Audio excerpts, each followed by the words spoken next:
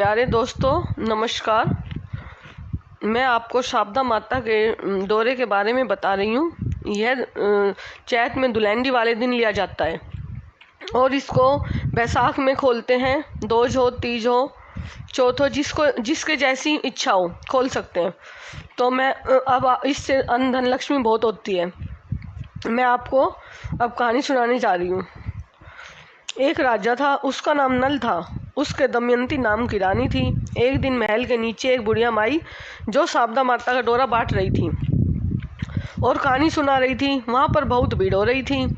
सब औरतें डोरा ले जा रही थी। रानी ने भी ऊपर से देख लिया और दासी से बोली, नीचे जाके देख, आज किस चीज़ की इतनी भीड़ हो रही है। वह जाकर देखकर आई और बोली, एक बुढ़िया माई शारदा का डोरा बांट रही है, जिससे अन्न धन लक्ष्मी बहुत होता है।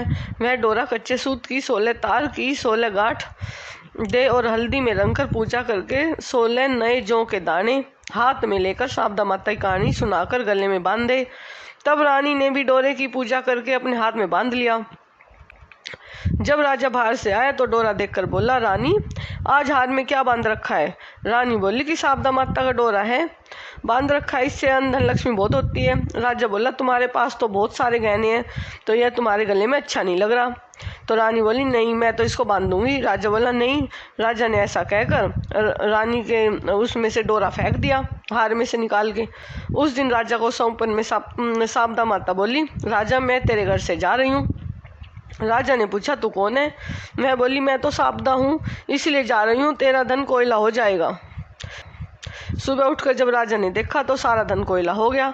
तब राजा बोला कि रानी, हम यहाँ पर एक ब्राह्मणी की लड़की को छोड़ देंगे जो यहाँ पर रोज दिया जला देगी और पानी भर देगी और झाड़ू लगा देगी, और हम वहाँ दूसरे गांव में जाकर रहेंगे। जब वह तालाब पर पहुँचे तो राजा ने वहाँ 2 तीतर रानी को लाकर दिए और बोला, तू इन्हें भून कर रख, मैं अभी नहा कर आता हूँ। रानी ने तीतर भून लिए। तब दोनों खाने बैठे तो तीतर उड़ गए। राजा रानी अपनी बहन के यहाँ पहुँचे। बहन ने उन्हें पुराने घर में ठहरा दिया। राजा रानी बहन के घर में गए तो वहाँ बहन के सोने के बछेला पड़ा था। वह जमीन खा गई।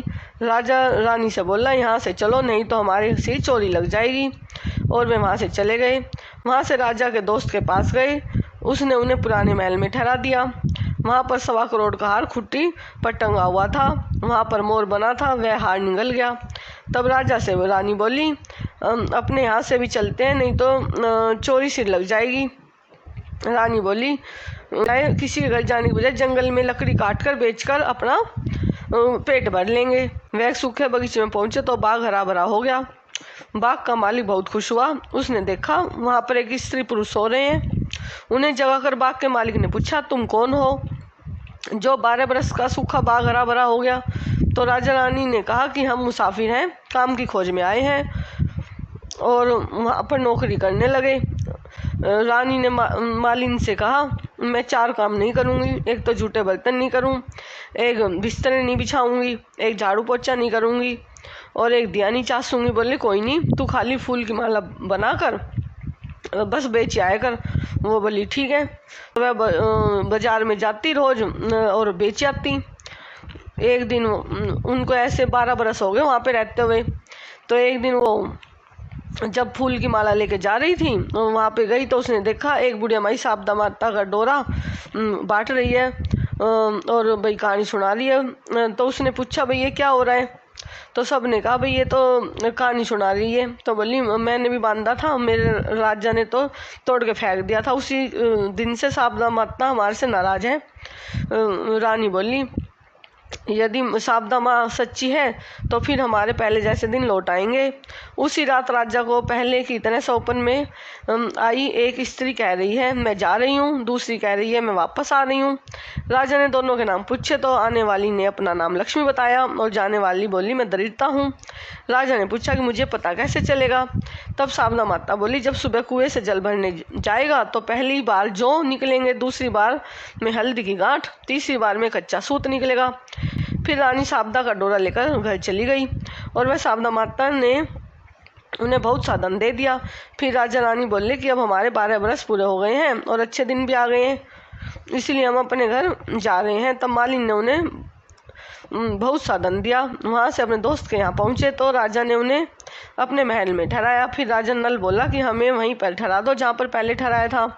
वहाँ जाकर देखा तो हार जो मोड़ निकल गया था वह हार खुट्टी पर टंगा था और उनका कलंक उतर गया। वहाँ से वह बहन के घर गए। बहन ने उन्हें नए महल में ठहराने के लिए कहा। तब राजा ने रानी से बोली कि हमें तो वहीं पर ठहरा दो जहाँ पर पहले ठहराया था।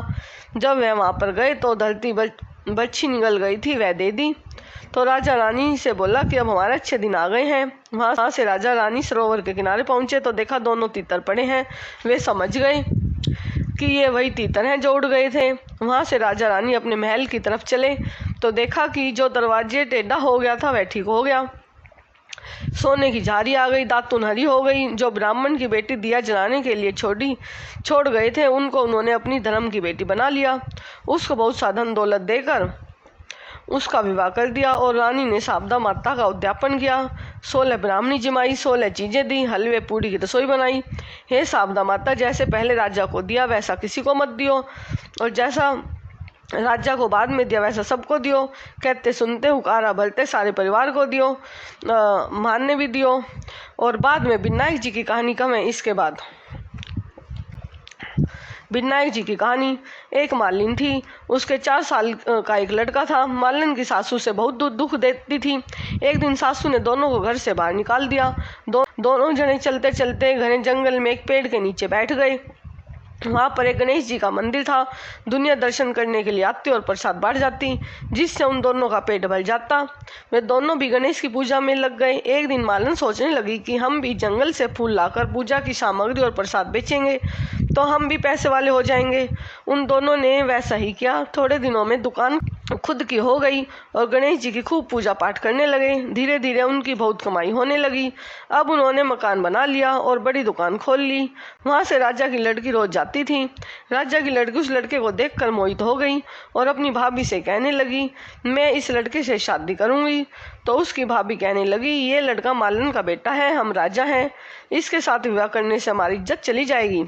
पर वह बोली, मैं तो प्रतिज्ञा कर ली है कि शादी इसी से करूँगी। भाभी ने घर जाकर सारी बातें अपने सास ससुर को बताई तो राजा बोला, ठीक है, खूब धूमधाम से लड़की के विवाह की तैयारी करो। राजा की लड़की को खूब दान दहेज दिया। यह सब देखकर मालन बहुत खुश हो गई। सबसे पहले वह अपने बहू बेटे को गणेश जी के मंदिर ले गई और पूजा पाठ किया। इसके बाद सारे शहर में डिंडोरा पिटवा दिया कि गणेश जी की पूजा करने से सब दुख दूर हो जाते हैं। यह सुनकर सारी दुनिया गणेश जी के दर्शन करने को आने लगी, जिससे उसकी बिक्री भी बढ़ गई। बड़े बेटे ने काम संभाल लिया। उसकी सासू के बुरे दिन आ गए, उसके अन्नदाता रूठ गए। एक दिन रोती रोती वह वहाँ आ गई। आकर लड़के से बोली, मुझे रोटी कपड़ा दे देना, सारा काम कर दूंगी। लड़के ने रख लिया। दोनों में से एक दूसरे को किसी ने नहीं पहचाना। थोड़ी देर बाद मालन आ गई और सासू को बोली कि सासू भी काम क्यों करती हो। सासू बोली कि मेरी सेठ के यहाँ नौकरी लग गई है। तो बहू बोली कि ये तो थारो पोता है, थारी ही बहू है, अपना ही मकान है। जब आपने हमें घर से निकाल दिया था तो गणेश जी महाराज ने हमारी लाज रखी ली थी। वह बोली, मेरी करनी मैंने भोग ली। बहू बोली, सासू जी अब आप यहाँ पर रहो, अपने पोते का सुख देखो। हे गणेश जी महाराज, जैसा सुख उनको दिया वैसा सब किसी को दियो। कहते सुनते हुकारा भरते सारे परिवार को दियो।